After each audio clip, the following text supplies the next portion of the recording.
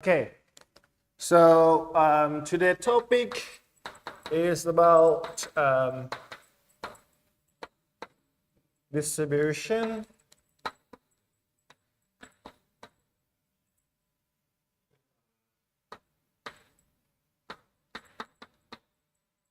Okay, right. So the aim of this topic is we're going to dig into the motion of the molecule in the box, and then we're going to see the effect of the motion of each of the molecule to give rise to the macroscopic quantity, right? As I mentioned last time, that is a thing. Okay, so the question.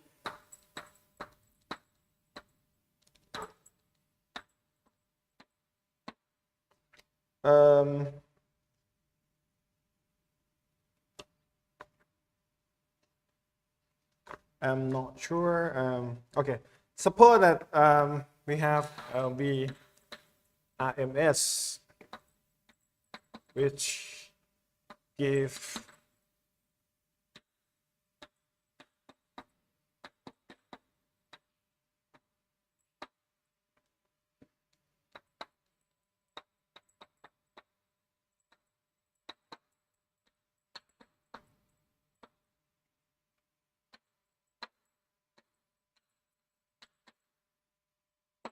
okay.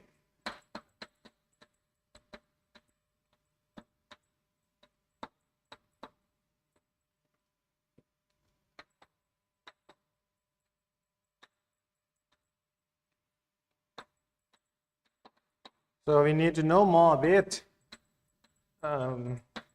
what function, okay, of the molecule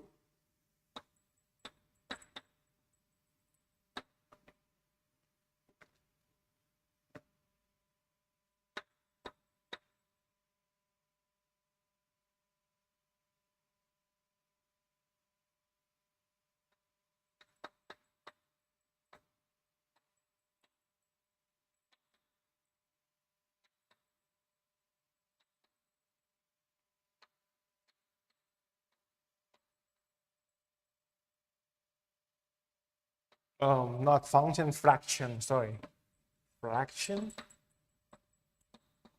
Sometimes I confuse my own handwriting anyway. So suppose you have a box here, which is filled with a plenty, a lot of molecule. And we know that each of them have different value of the speed, right, or velocity, right. Then what we can do, we can compute the average speed, right, or and we can compute what we call VRMS, right. And so this is supposed to be a box. So, and I'm going to consider here, okay, this is unit volume, okay. Suppose this is the unit volume, right? So to answer this question about what kind of fraction that we're going to have, so we need to know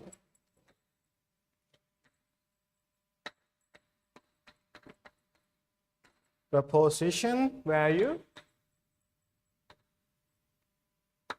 of speed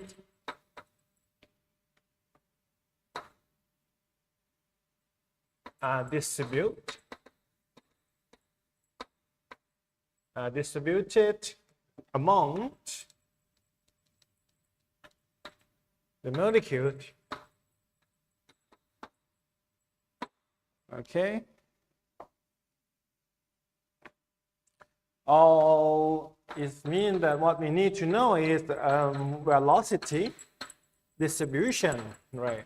That is the thing. Okay, function. That's what we need to compute. And suppose I define this as a FV, as a velocity distribution function. Of course, this is for node. This is the ideal gas. Let's first consider the ideal gas first, because it's simple, right? Okay.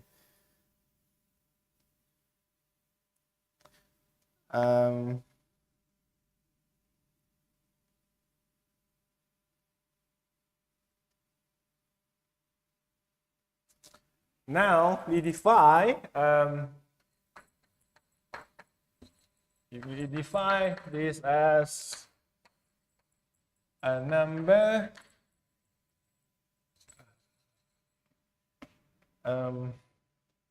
number of particles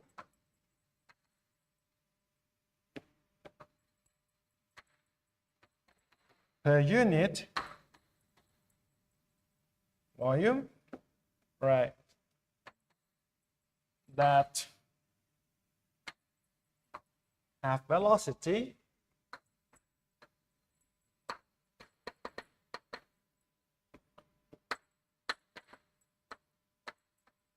within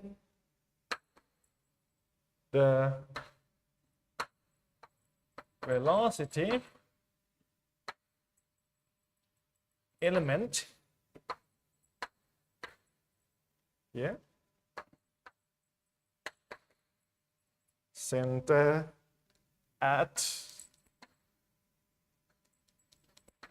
velocity v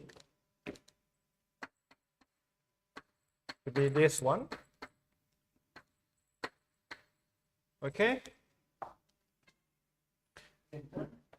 Yeah, center at velocity v. Yep. And this is nothing but, you can call this is the density. Right. This term is nothing but the density. But do not confuse, because this is space. This is a space of x, y, z. Right. You can say that. Right. And then you consider the molecule in this unit volume here, right? But from that distribution of this molecule here, you can build up another space, right? Yeah.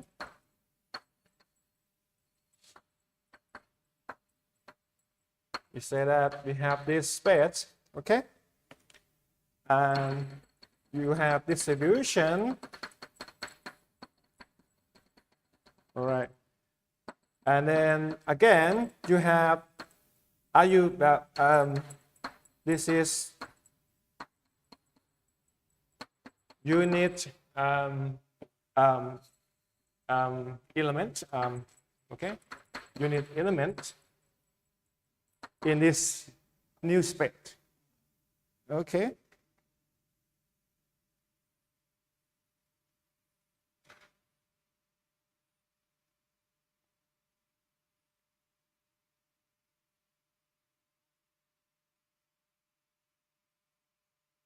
Okay. Up to this point, any question?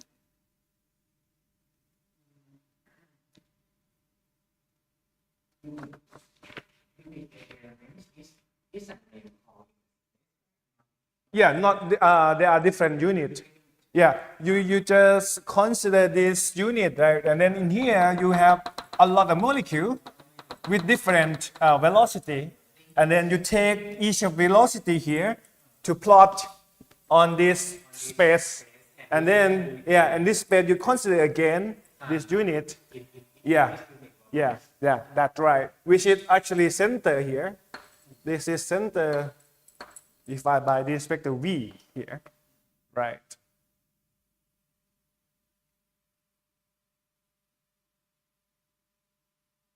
And then what we need to understand is that this kind of, well, I might draw the thing look like spherical, but it's not spherical.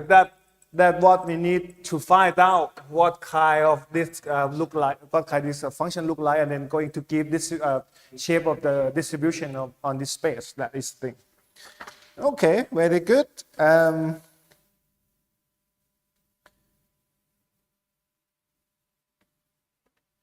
So we consider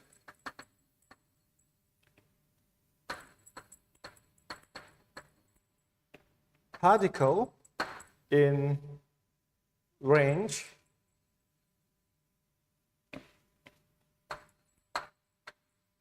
okay, in this range,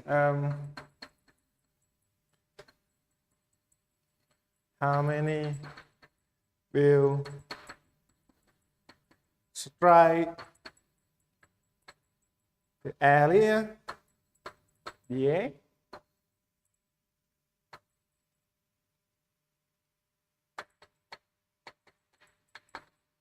within some short time interval dt. Okay.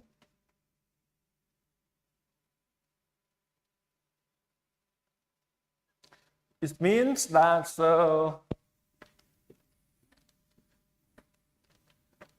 suppose you have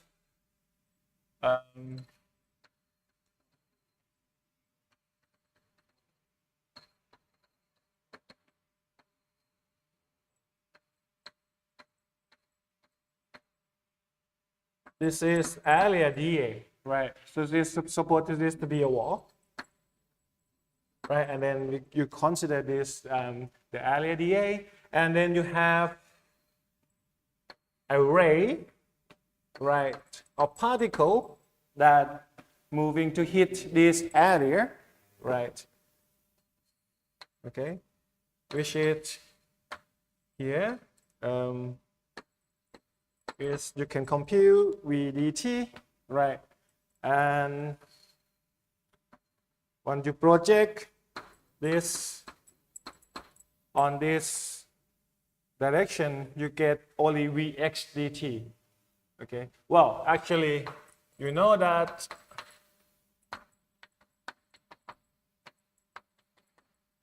right here. So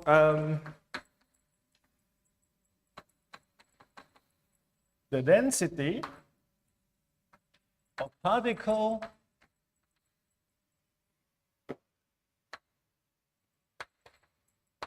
with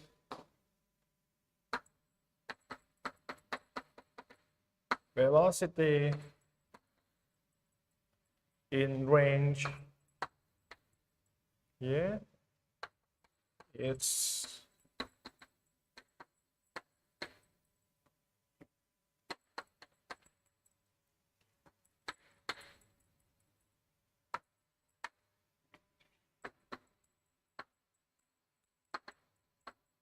and you know that the volume of the cylinder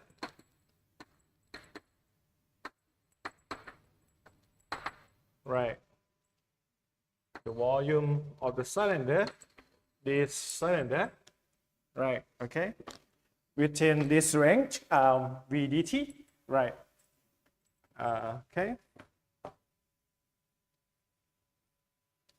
Then we now can define this dn, right,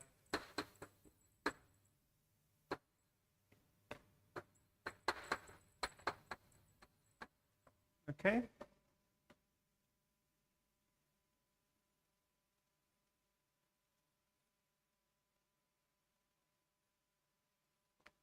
This is a total number of particles that has been passing through this area in this interval time dt, okay, with the velocity in the x direction vx here, okay. This is the meaning of this equation. Okay, so as we knew that the momentum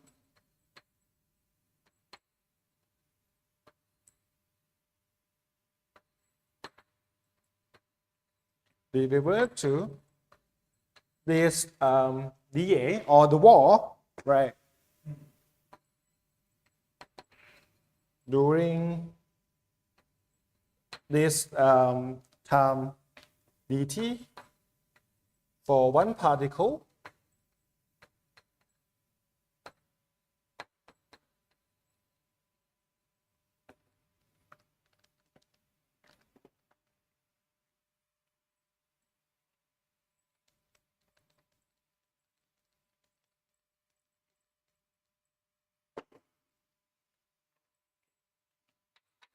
is to m dx, right? Then total is, okay, so dp to m vx square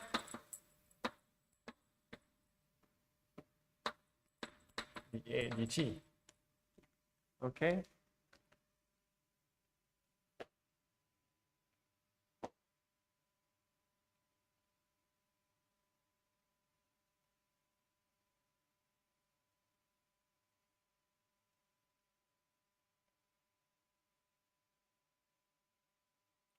Is that okay to get this equation?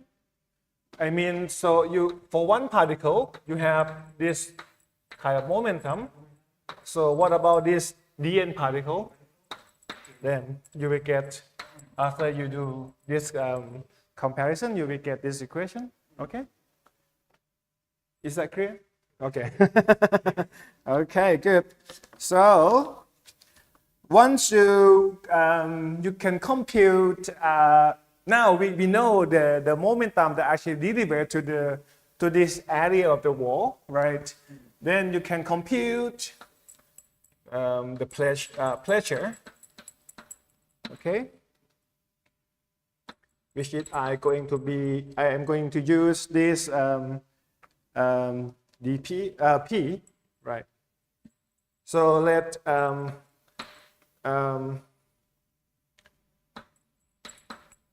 dp df dA, okay,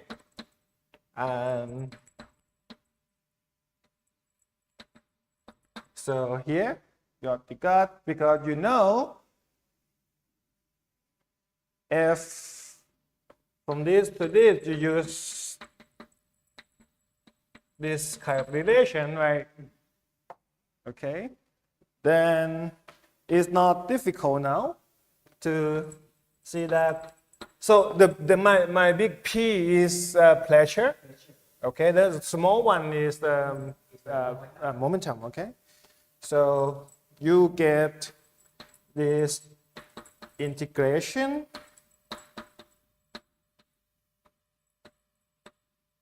okay, which is we assume that we consider only the positive Vx, okay? But if you're going to consider the whole range of the V, this means that you have to take into account 1/2, right? Then you take out 2, then it means now you're taking care of possible value of the Vx, okay? Right.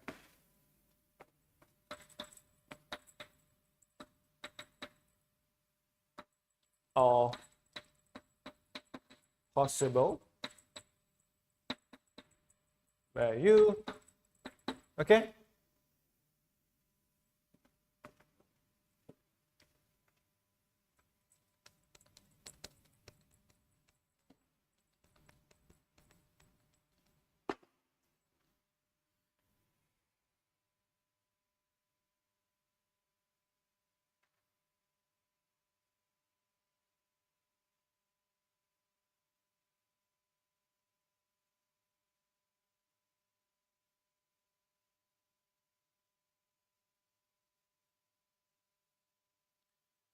So now we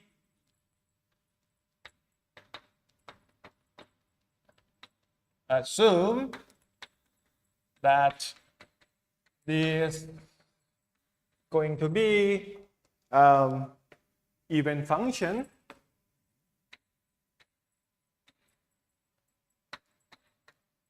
okay. It means that if you change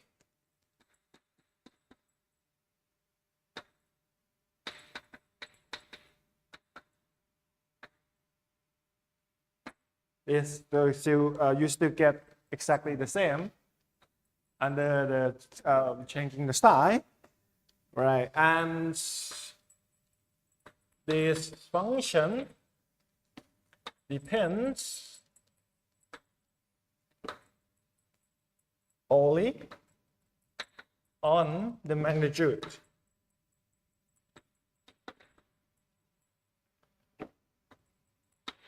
of V. So this means that you can say that Vx is just 1/3 of the total V.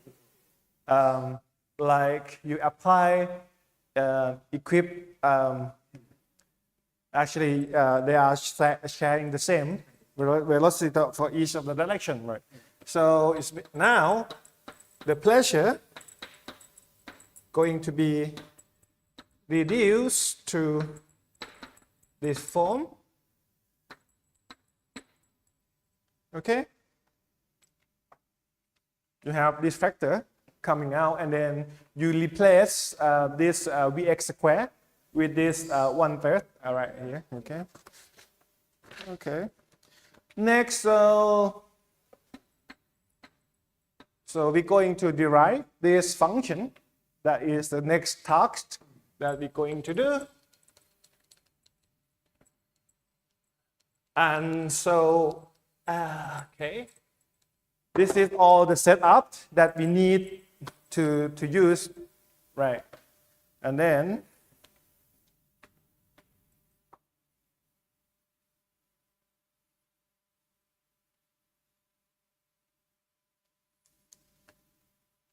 so we're going to derive this function. We will use the Maxwell logic.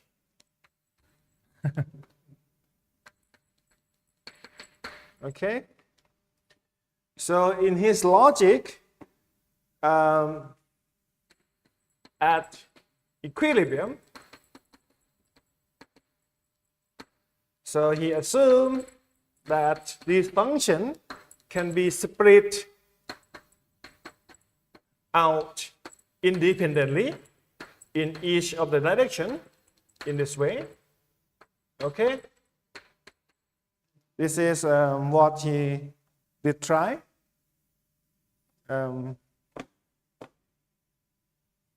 So and then this all the density distribution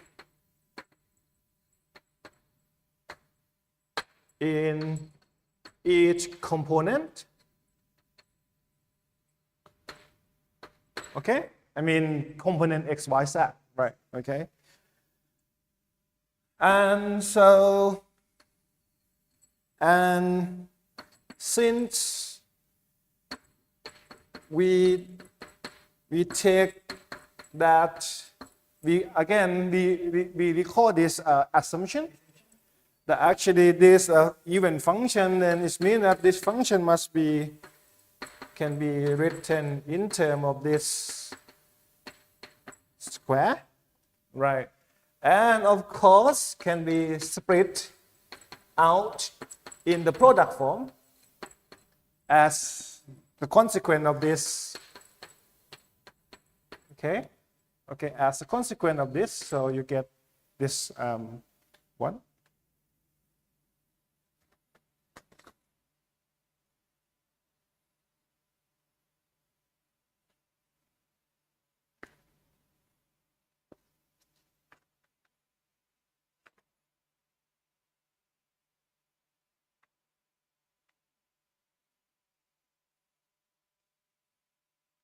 Okay.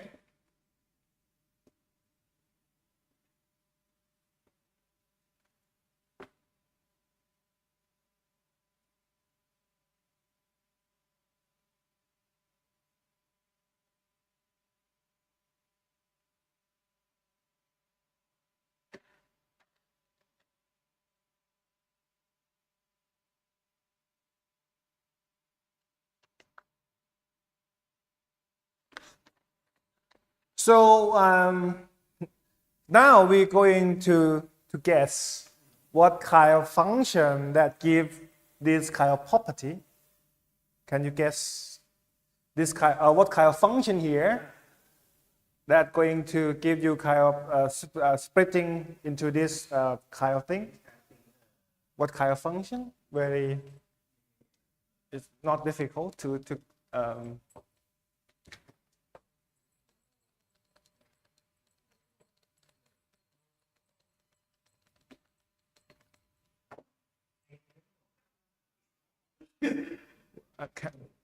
can you write somewhere?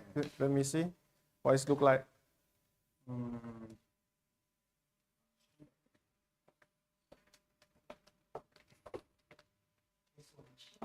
Yes, of course. Yes, since this right can be expressed into this form, which is exactly what we want, right?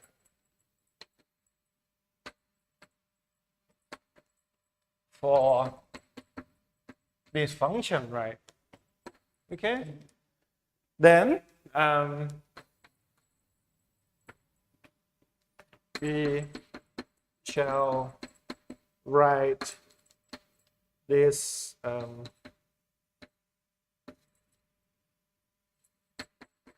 okay,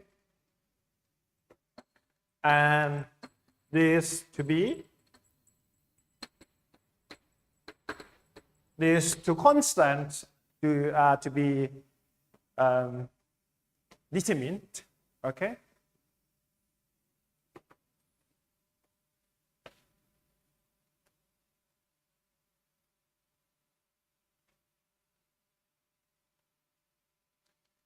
So the thing is that you get two possible solution for this f plus and minus sign. What do you think that which one that we're going to pick? We need only one plus or minus. That is the one that we want. That is a question. Can you guess which one? Minus one. Why we choose minus one? What? To okay. So okay. So we pick this one. Okay, because not only that, but we know that the plot for very high speed should be small. That is the thing. Otherwise, then if you work with the plus sign, you will get infinity, right? Which it doesn't make any sense, right? Then it should kind of, yeah. Otherwise, then, whoa, it doesn't make sense. Then that is the reason why.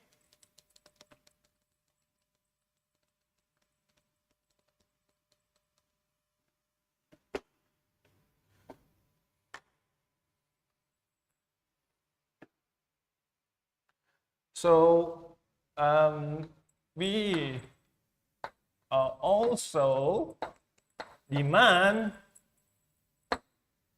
the condition for this f. Okay, because this is nothing but a plot, is it? then you need the normalize this kind of condition. So it means that you find out that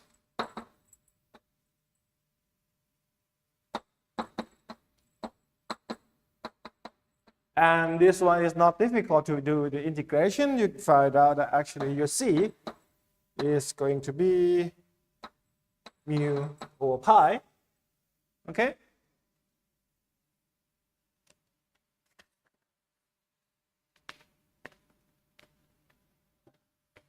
Is that okay? Because that's standard Gaussian integration.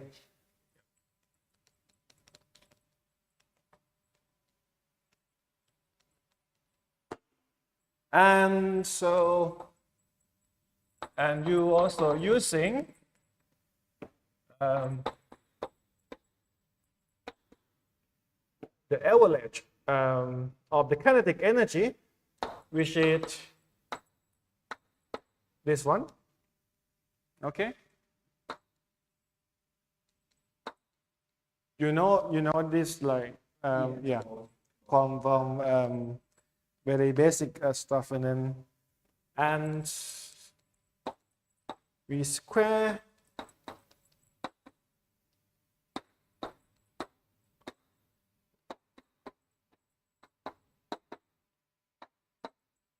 okay.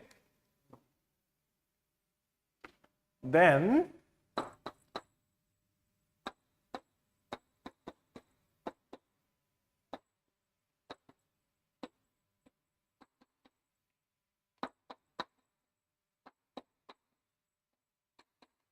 right here, if you want to find the average of the v square x, so you do, this is nothing but this is look like a plot, right? And then you need to do the integration, which is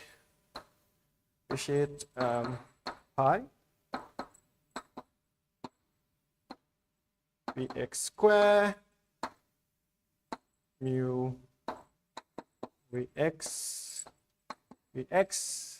And again, this is another type of Gaussian integration, which is you can get the answer right away. Okay, you get this. Okay.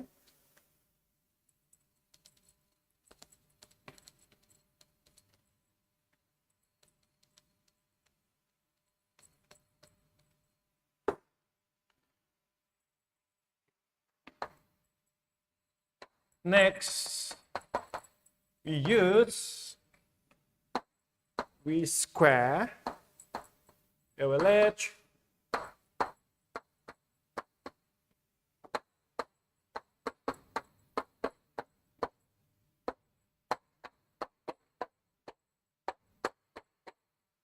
here, which is they are all the same, right? Then you get this right here. So finally, you get 2 mu, which is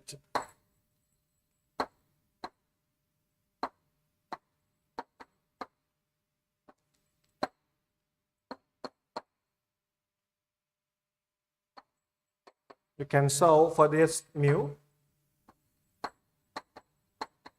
All right. So finally,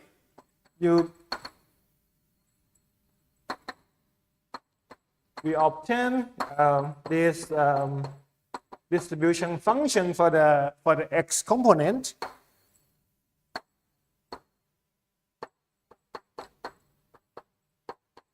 Right here.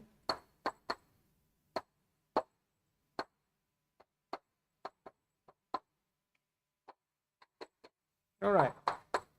And then once you get this, you can guess that the other two, which is going to be the same. We replace the x with the y and z, right?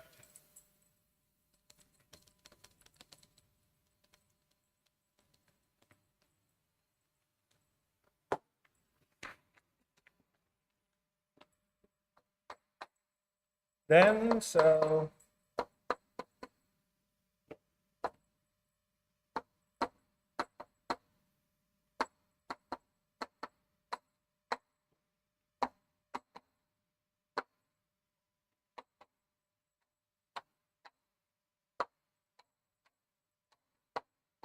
So now we kind of complete to derive the function f, right?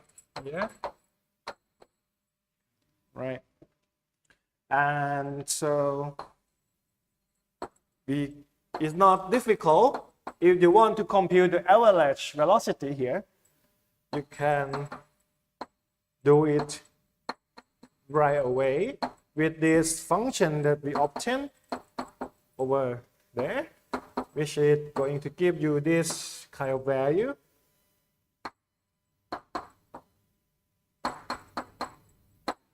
Okay.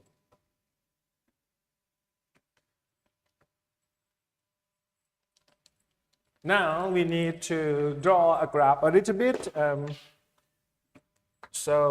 then to see what we can tell about this function. Okay. So can you guess from this function what is the graph look like?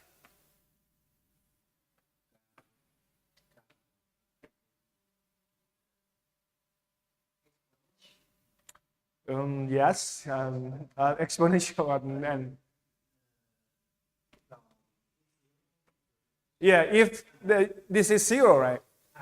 If your v is 0, what happened? Yes. Okay. Mm-hmm.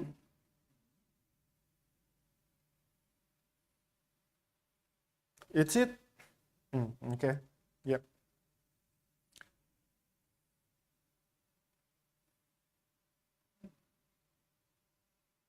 Are you sure?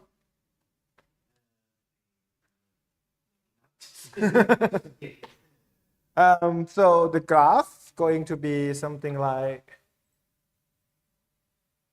this, I guess. Okay. Suppose that this is that temperature T, okay, to fix this, okay. And so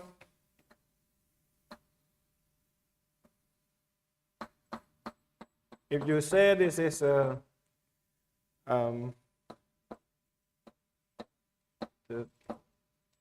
this dV, okay, and this area, okay, right. This function representing the area, right? Shade area,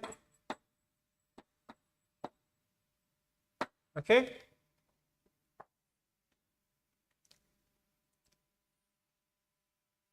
And you also have probably this avalanche velocity around here.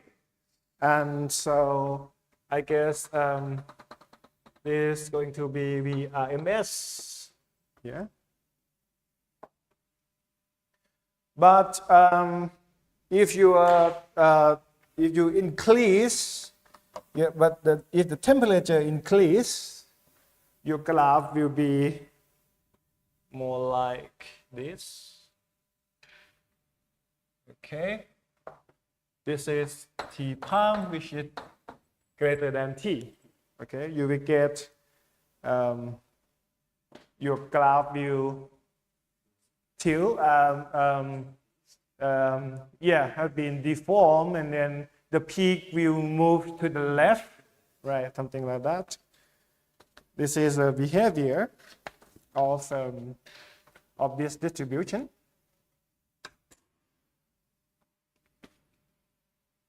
So now you can guess. So now suppose this is the portion. So this is the line that you can say that, oh, this is the avalanche velocity, right? And then this whole portion, whole area that you can say that this is a portion of particle that actually have velocity greater than the avalanche. No, lower than the avalanche, and it's greater than the avalanche, right? Okay, something like that. But well, My graph is might not be in that kind of correct scale, but this is kind of this kind of way. Okay, so now we have this kind of distribution, and then we're going to continue further to study about this thing. So if n, okay, is the total number of molecules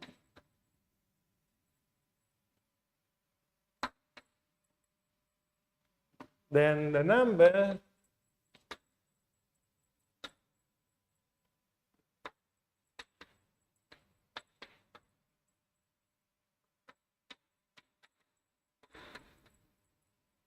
with speed between is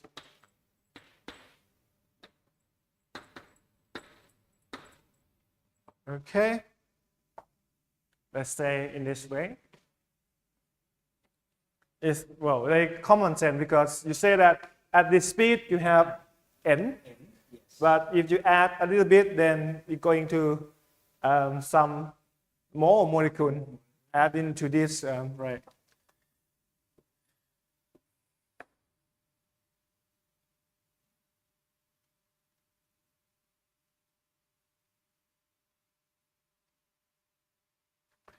And the fraction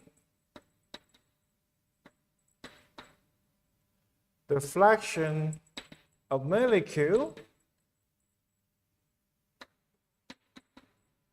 with speed between v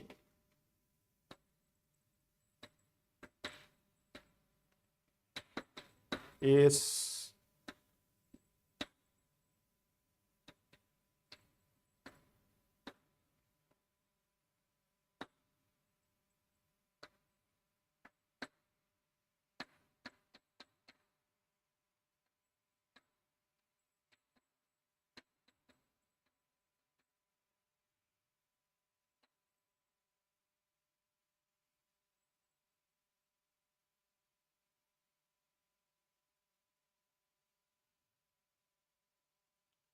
so this is, say this is a plot in range V, right? You can say that. Then so now you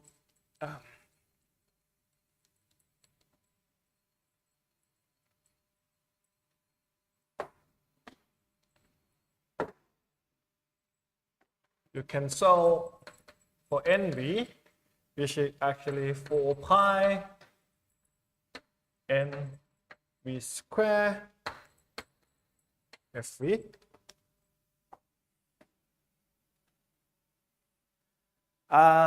So this thing, which is element volume, right? Element volume in the velocity space. So I can try. I will try to draw a picture for you, but it might not be that beautiful. But let me try. So suppose that you have this two layer. Okay, here V, and then this is V, dV. This is here, right? This is the element, right? Volume of this. I mean the shell, the spherical shell. All right. Okay. Okay. So okay. So we solve this, this f function f here already, right? Then we're going to use that. So now you have for n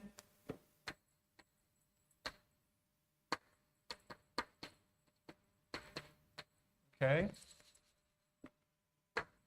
square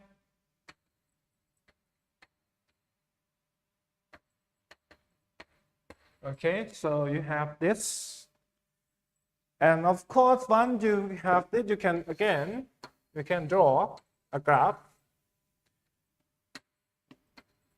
of number of particle with velocity, right? And then the graph will be more or less something like this.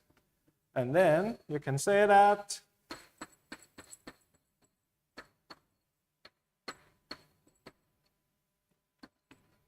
so this is give you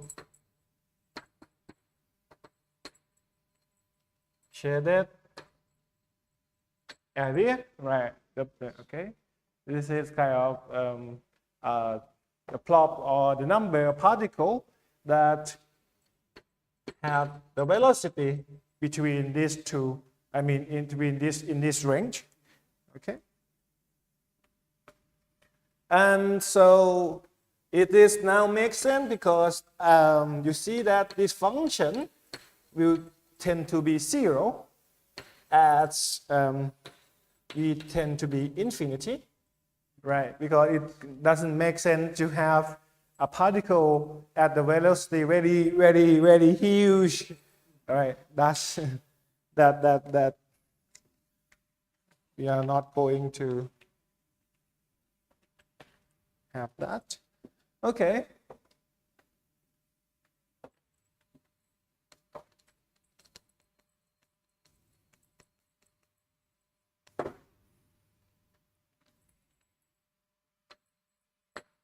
We now introduce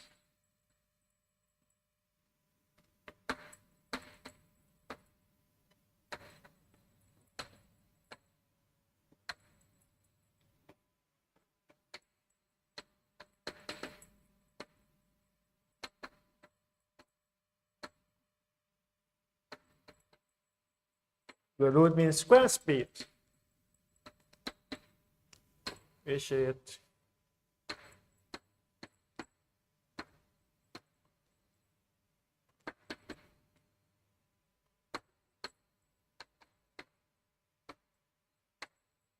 okay, which is this one.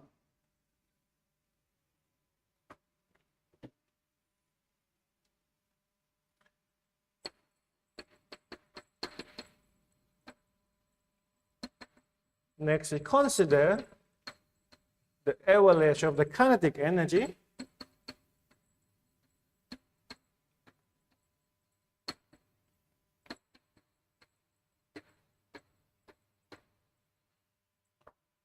Okay, and using a both relation here, you find out that this is nothing but v square RMS, right?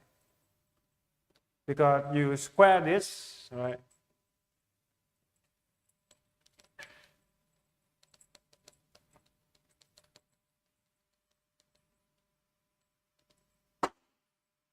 So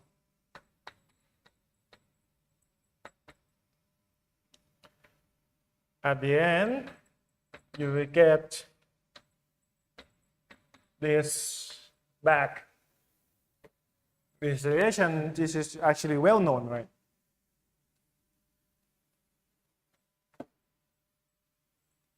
So you can think that actually this is 1/2 of kBt plus 1/2 of kBt and another 1/2 of kBt, right?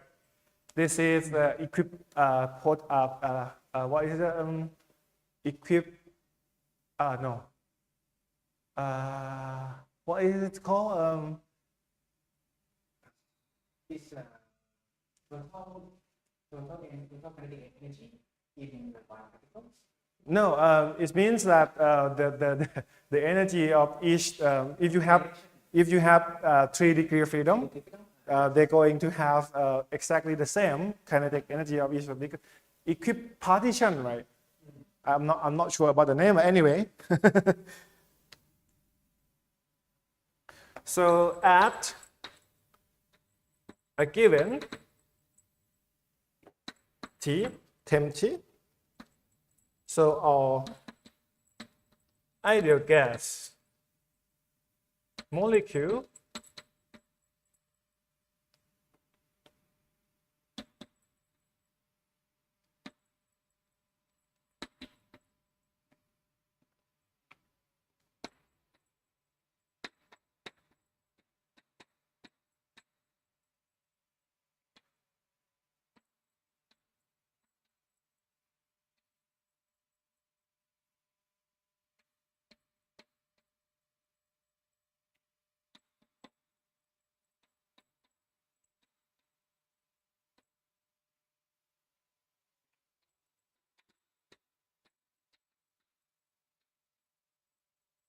okay? So if you look at this equation, it doesn't depend on mass. It means that it doesn't matter for this ideal gas what is the mass of each of the molecule. So you're going to get exactly the same, the avalanche translation of kinetic energy. Okay, which is actually this one. Okay.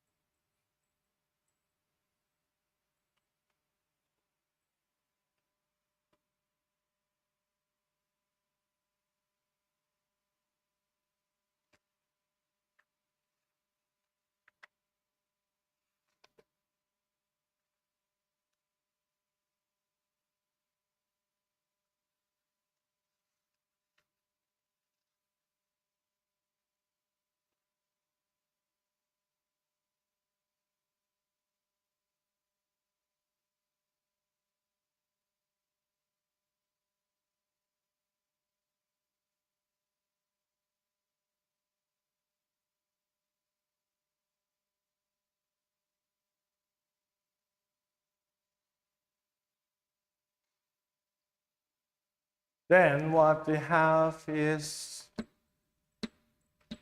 this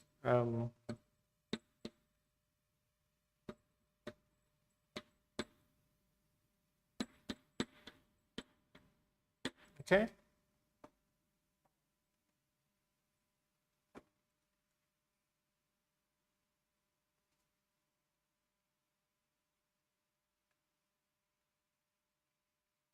And so if you put, you're going to get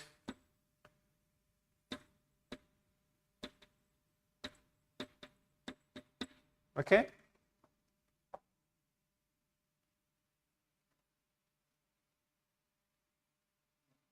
Na, sorry, which is standard formula for, yeah. Yes, Na. Avocado number. Okay, then that's it for this classical gas, for the classical ideal gas, right?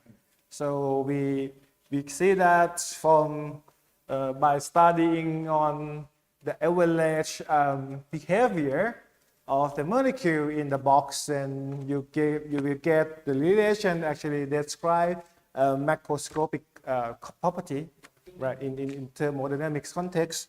So I'm going to take 5-minute break and then we continue. Right.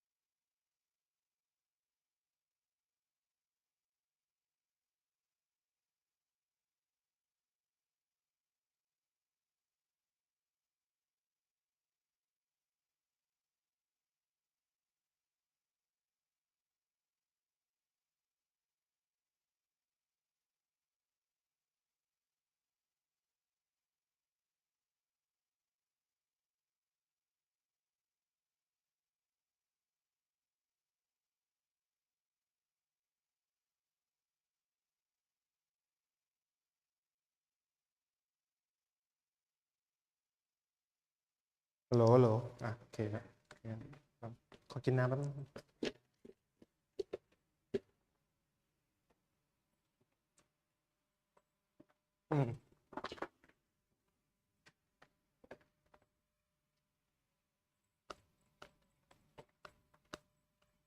So the next topic that I'm going to talk is about is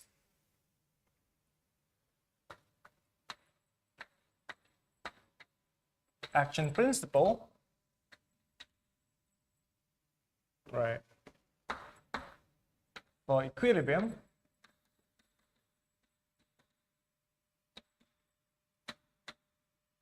Thermal.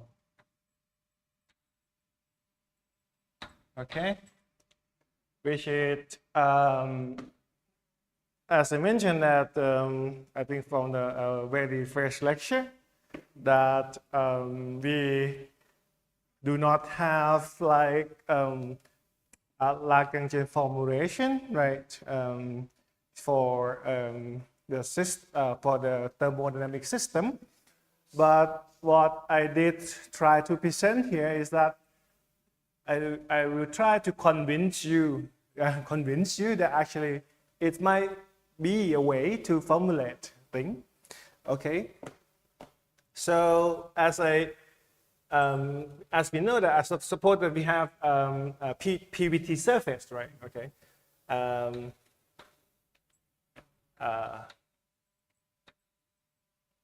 If I remember correctly, you're going to have this kind of thing, right?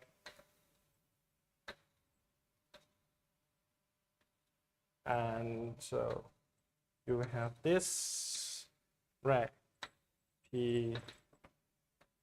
If I right here, and so you know that if you have the initial point here and you have a final point here,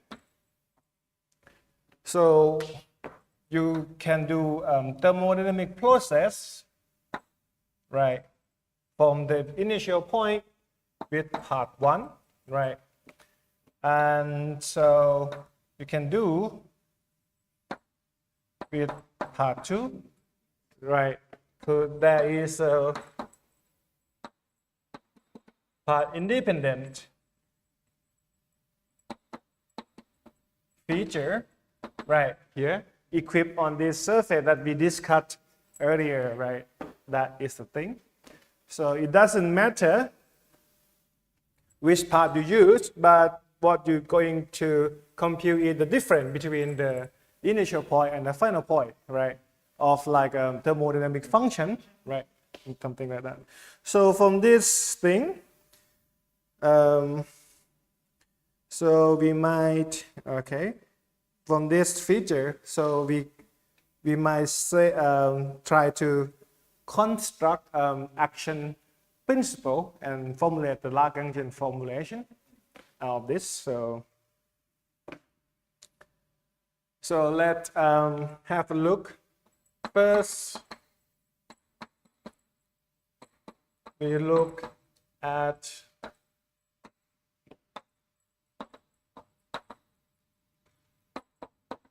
differential form.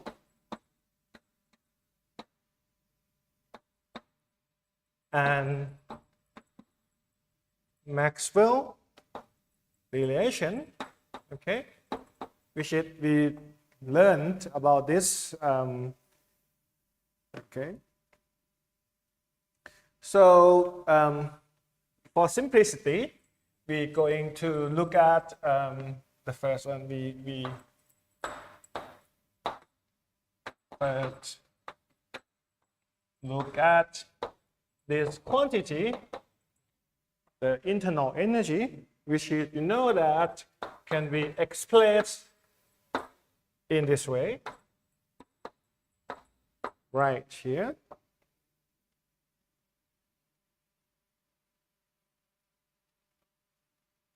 So it means that now your U is a function of S and V, right? Okay. And so you can say that this is called differential one form.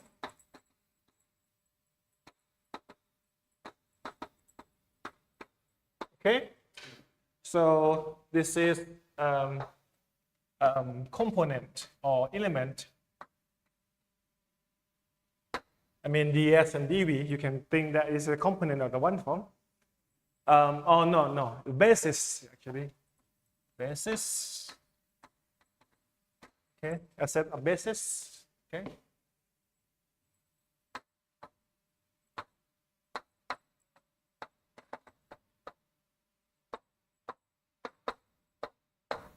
Okay, in this way.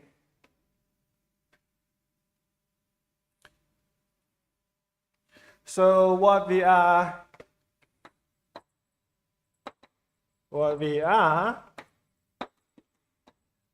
interested is that if you do the integration of the closed loop of this function, a closed loop gamma, any gamma,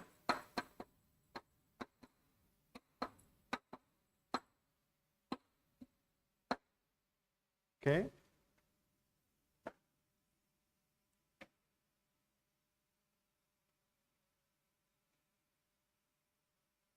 what we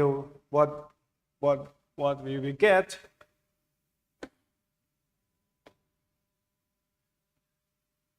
okay.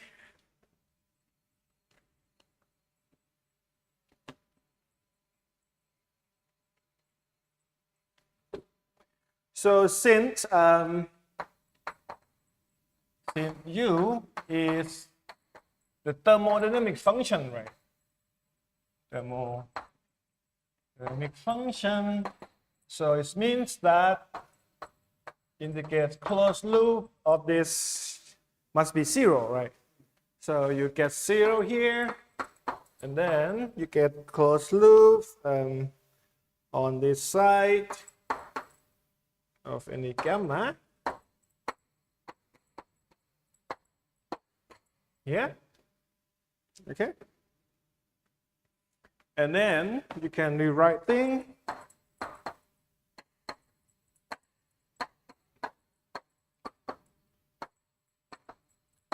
in this way.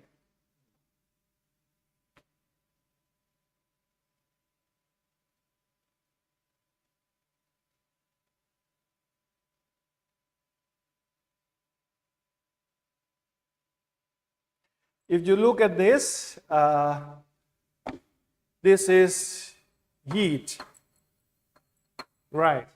And this is work. So from this equation, it means that how much you put heat into your system will be converted to be a work. That is the thing. Okay? Okay. It's that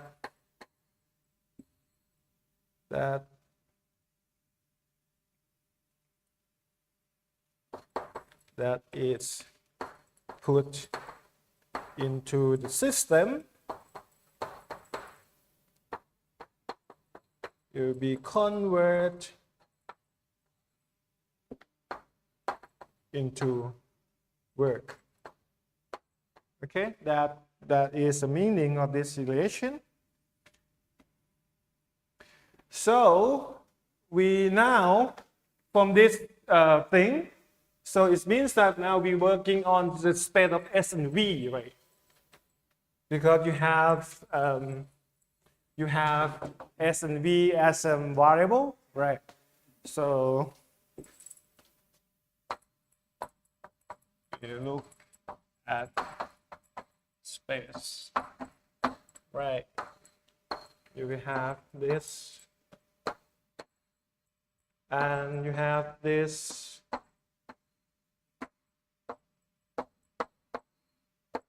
Okay, this closed loop called gamma, which you have the area A, right, bound by this area A bound by gamma. Yeah, okay.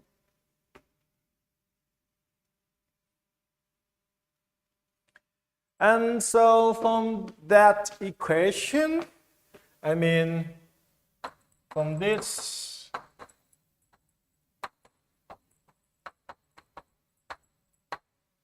you apply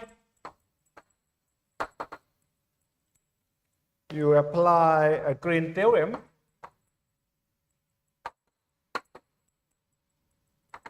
So what you have is that from the Green theorem, you will be moved from the line integration to the surface, right?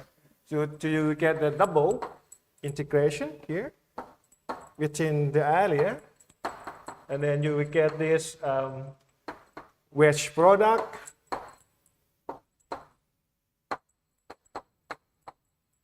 Okay, this is nothing but representing the area, right?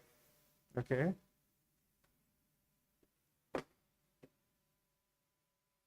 And then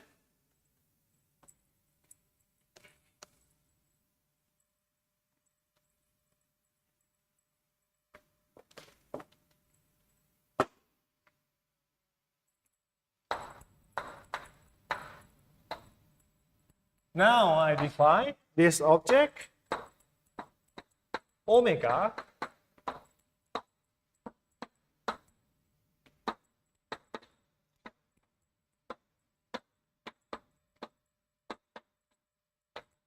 okay. I define this object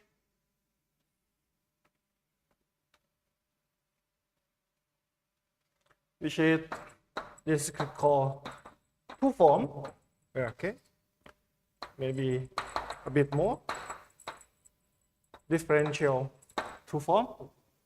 Okay, which is actually equal to 0 because I just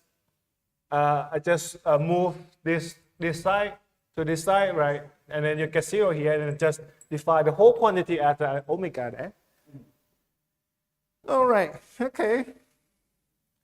It means that from this, so you will get this kind of relation.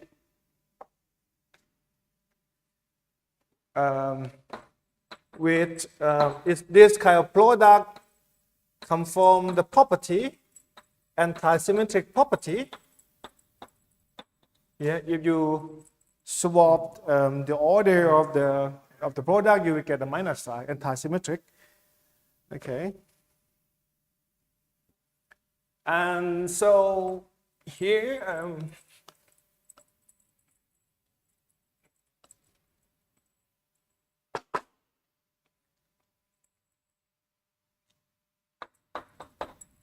so in short, so we may write things in this way.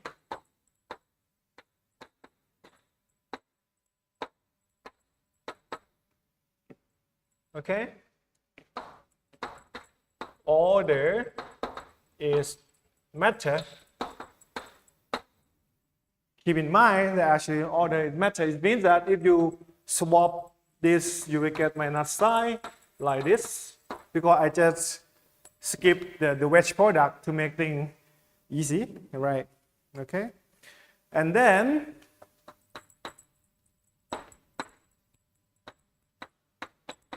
we write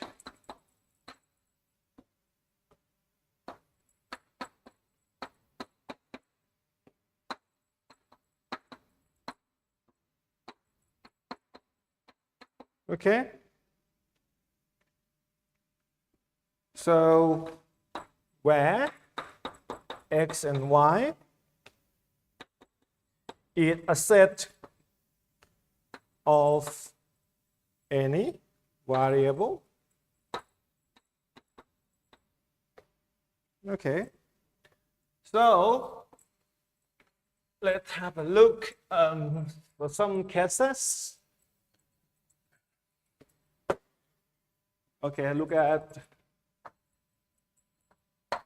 case 1. If x is v, y is s. So you have dt ds, dv ds, dp dv dv ds. Right here. And so, but you need to swap the above part here. You will get dv dp, and then here, right? And then this going to kill each other, and then this kill now. So you get dt dv minus, okay, which is actually, now you get first the Maxwell, okay. Then you can play with it. There is a case number 2, case number 3, case number 4, and you would get all of the Maxwell quantity, okay, that we derived earlier. But I'm not going to put it down here because it's not difficult to see that.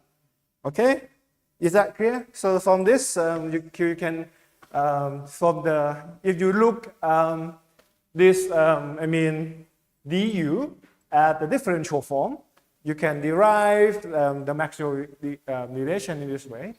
So next we're going to formulate the action principle. Okay.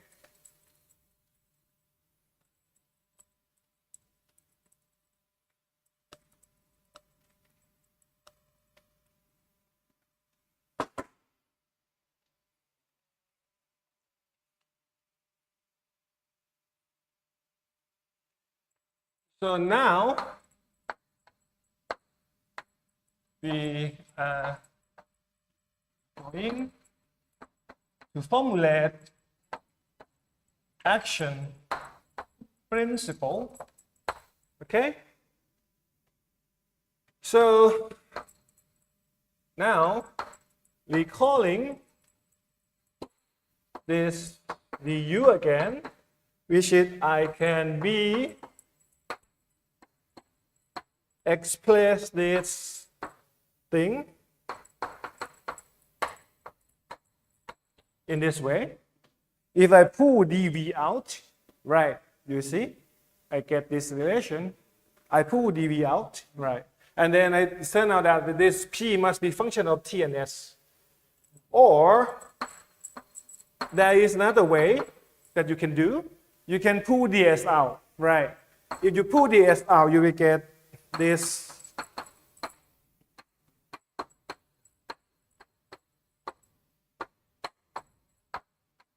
Okay.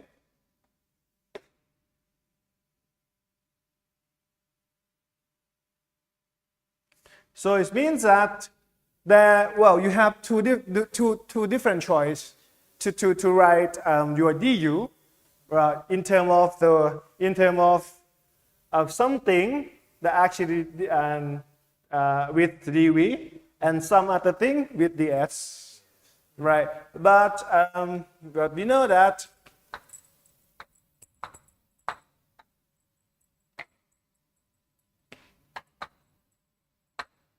the one form basis is this set, right? Right, this is a one form basis. So it means that, so I can, in principle, that I can express this internal energy as a function of S and V, right? And integration of some particular curve gamma on the space of S and V, right? With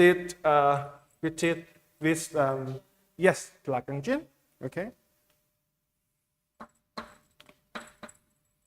This is part defined on SV space.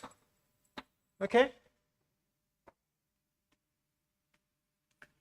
So this L is LV,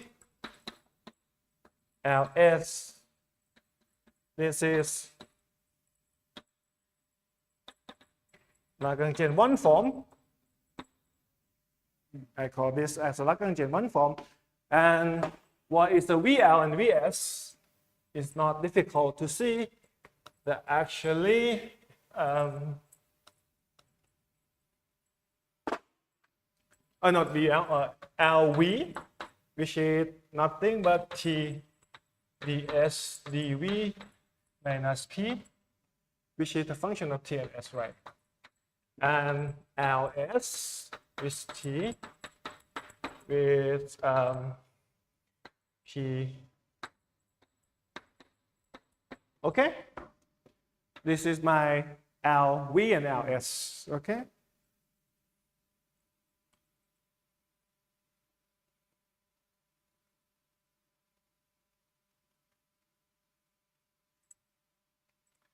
So you now from this here,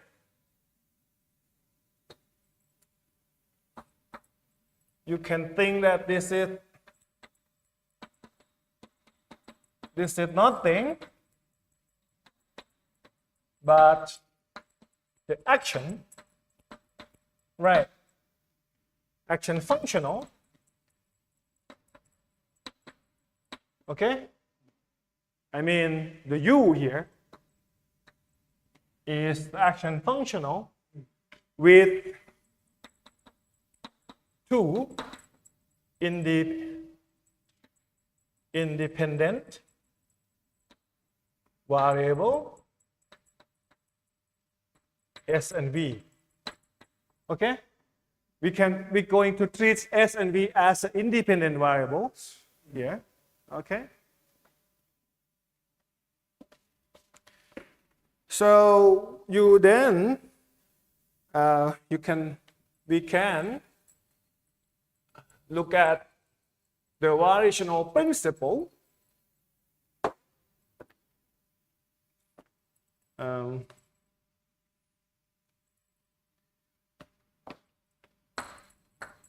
Next, we consider the variation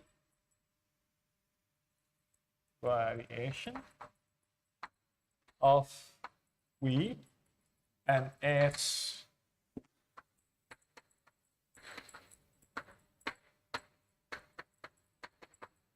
Okay, in this way. Keep in mind that actually this V and S are independent variable. So what we did here is that on the space of S and V, if you have a part gamma, it means that you do the variation, get a new part, gamma palm. Okay, so it means that for this new part, with this gamma palm here, right here, you can say that this action that coming as for the gamma palm that corresponding to the new action. Okay, and so this is okay, so it should be tilde here. So the L tilde is LV, LS,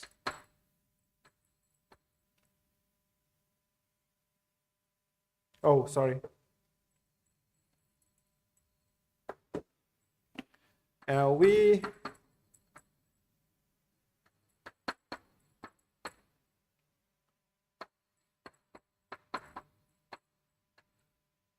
oh, I should I should use delta here, not D. Otherwise it's going to confuse with this D. Sorry about this. Let's put delta here. Okay. And this is the same.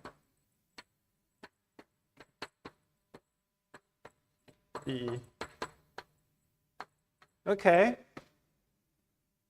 And then what you're going to do next is do Taylor expansion.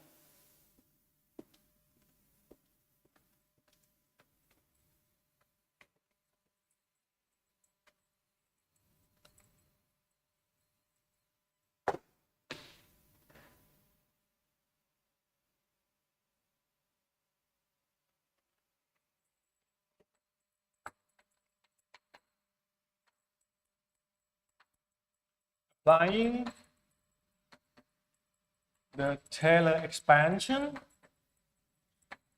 Okay, so you will get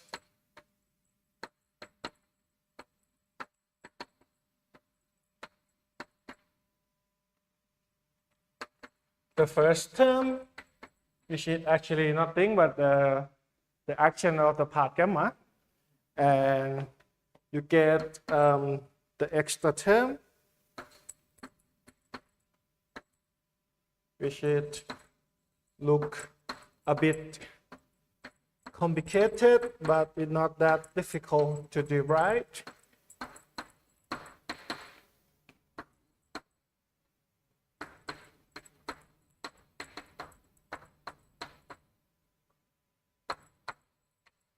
Here.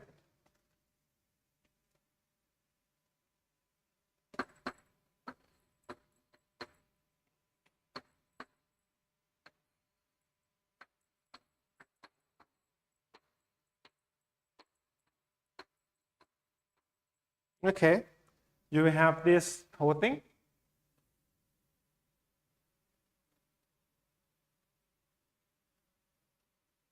And then what you need to do is that you do the integration by part, right? What you need to do is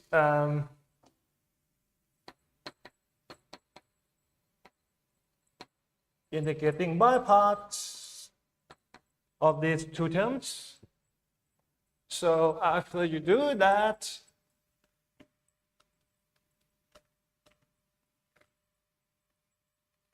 so you will get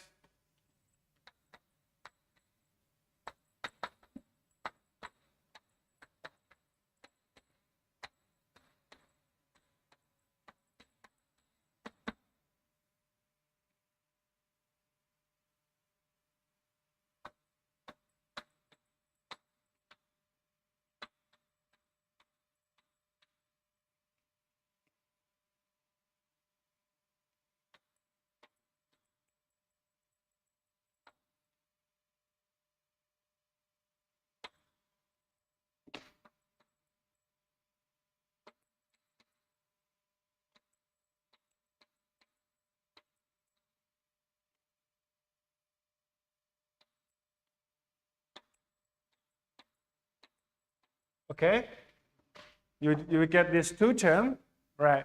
And this is the boundary term, which is at the boundary, this 0 and this 0, right? Just go away, and then you still have that. I mean, this whole term here. It's a bit long calculation, but you will see it's beautiful at the end, hopefully.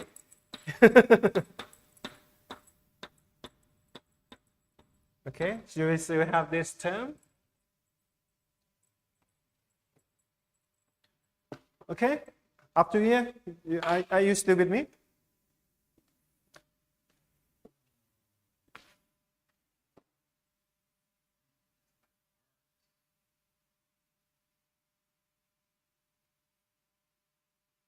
Okay, and so you know that this the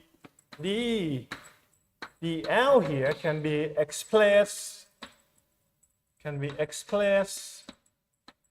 in terms of this, like a chain loop right here, and ds here as well. You can express this dls in terms of this.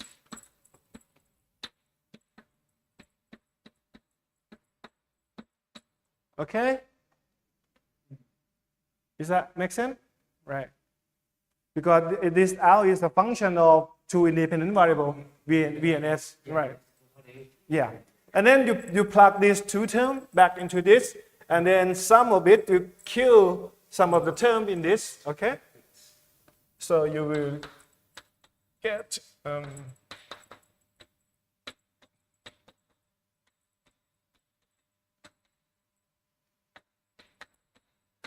you will have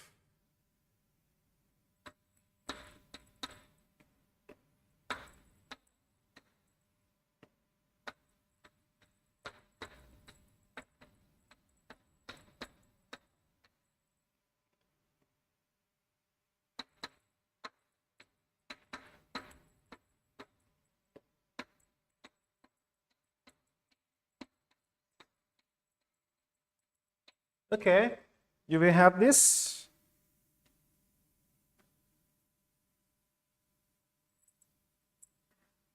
Does that make sense?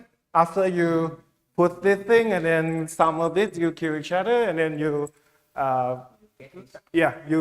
looking for the common term, and then you get this term. And then you can define this as this delta U. Okay. Then, for a critical condition, I mean this delta U to be 0, right?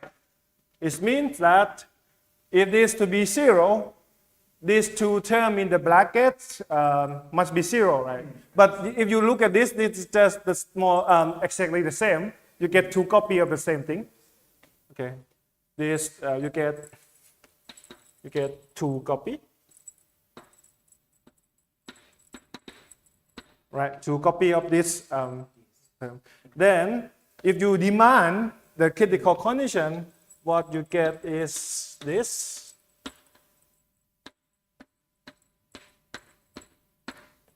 This relation, okay, which I shall call the closure relation.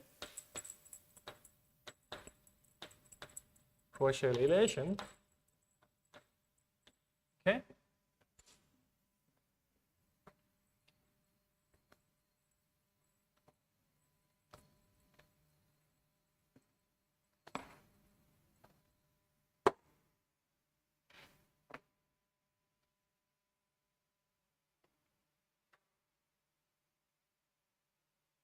All right. So what we have is that, so on the space, so we have now that on the space of S and V in this situation, if you have part gamma and another part gamma prime, actually your U are the same. Right, there is no difference, right?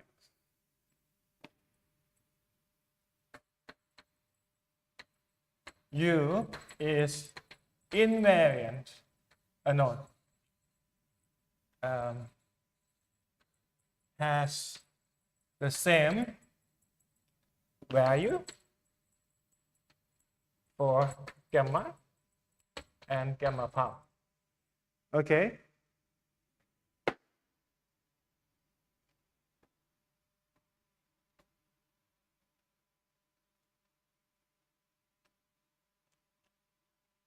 So this is again give us somehow part independent, right?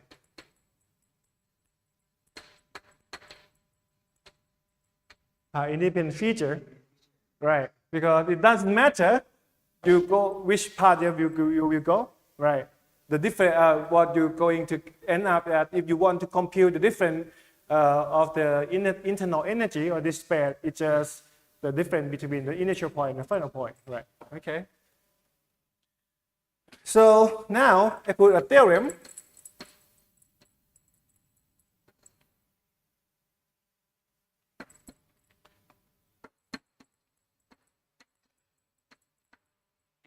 Closure relation. I mean,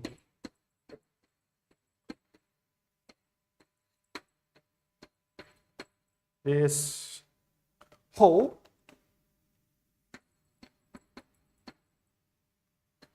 on Maxwell relation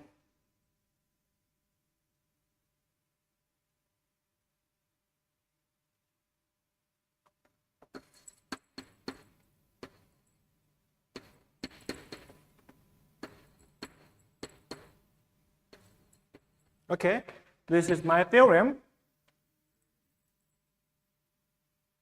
And then again, once you get, it's okay. I'm going to explain the theorem again. But once I put a theorem, I need to put a proof. All right, okay, let's prove it.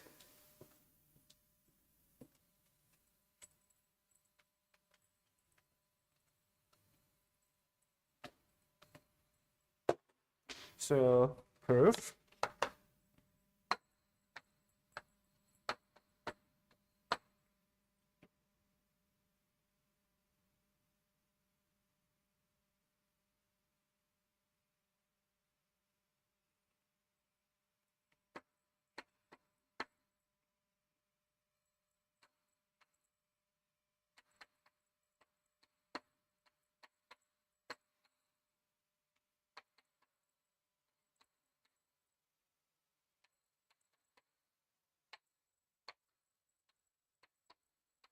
Okay.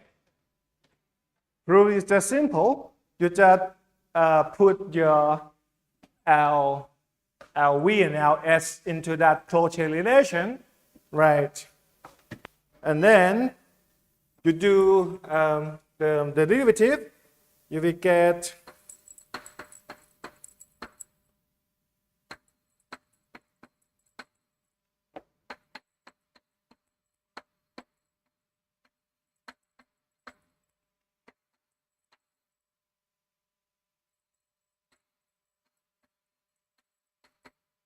on this side, you will get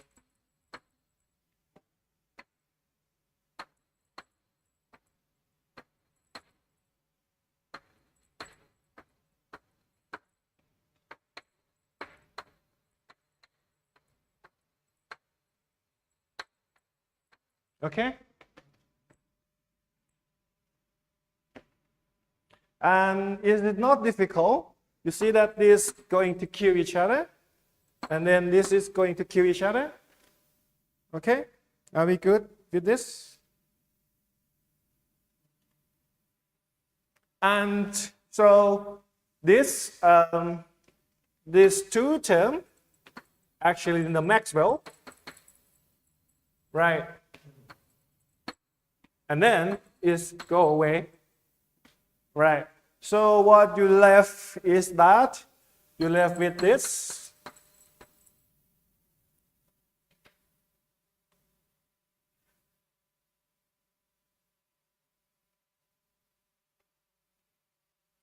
On dv and t.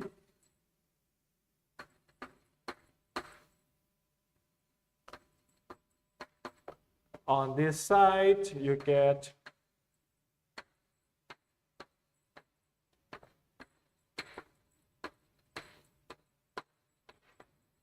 okay. So here, and again, you see that these two terms, Maxwell again. All right.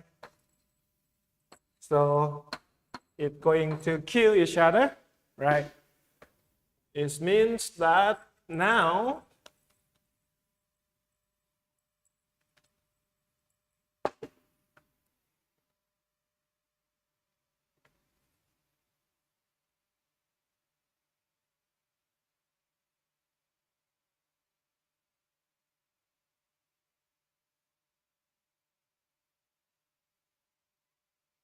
And so this, if you look at this carefully, so what you left is that D, I pull out, so this is give you 1.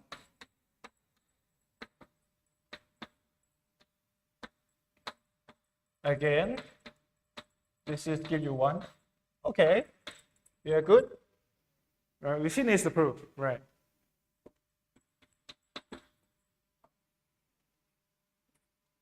All right.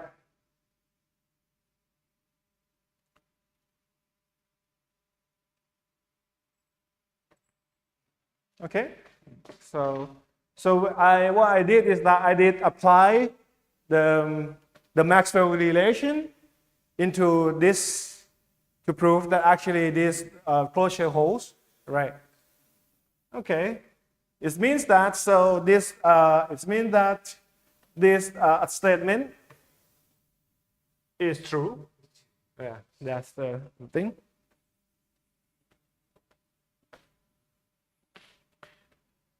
So if you look at the Euler-Lagrange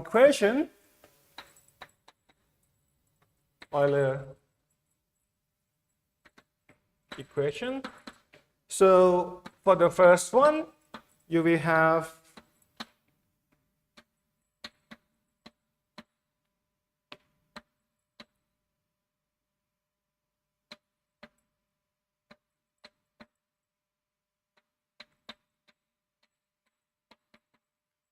this, okay?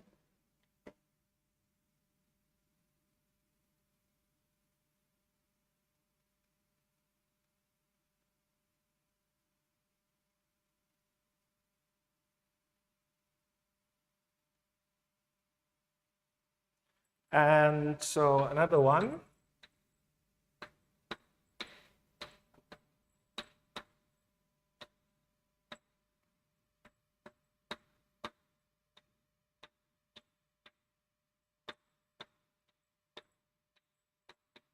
Okay, which is coming from that actually you demand this delta U to be 0, but not on the space of independent variable, right?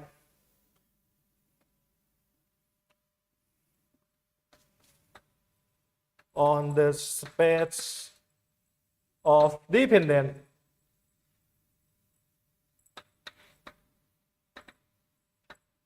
Which is, what is it? Dependent variable, T and P, right? I'm going to leave this you to prove in the homework by yourself, whether you get this equation, two equation or not, right? Okay? And then, it is very interesting that if you put your VL and VS into this, you get this equation again. dt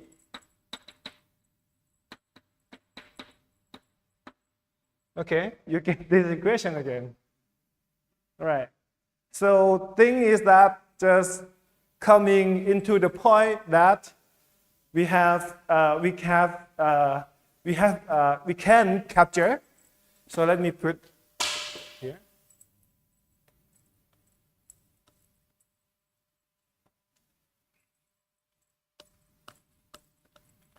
So let me summarize. Put a summary. Okay, summary.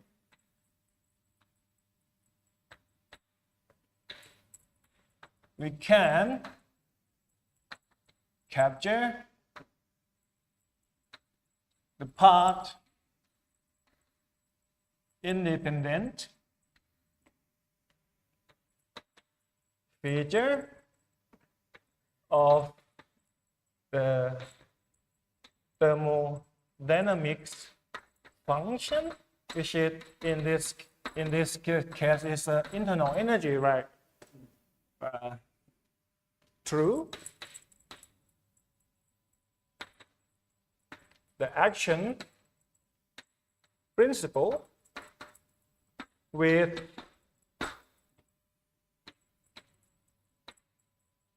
Lagrangian one-form structure, okay? With Lagrangian one-form structure, Okay, the closure relation play a role of the Maxwell relation in this guy. Okay, that's what we have here. So it means that if you in the standard context, we say that we have Maxwell relation, we have pi independent feature, right? But here, what I try to say that it's equivalent to say that we have this kind of equation, which is also represent a pi independent feature, which is again it holds on the Maxwell relation as well. This is another way to look at the problem.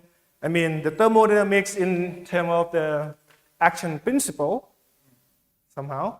But again, we are not going to have a kind of a point particle trajectory, that kind of thing. In this context, you have to understand that it's quite different, because what we did here is that we just try to formulate mathematical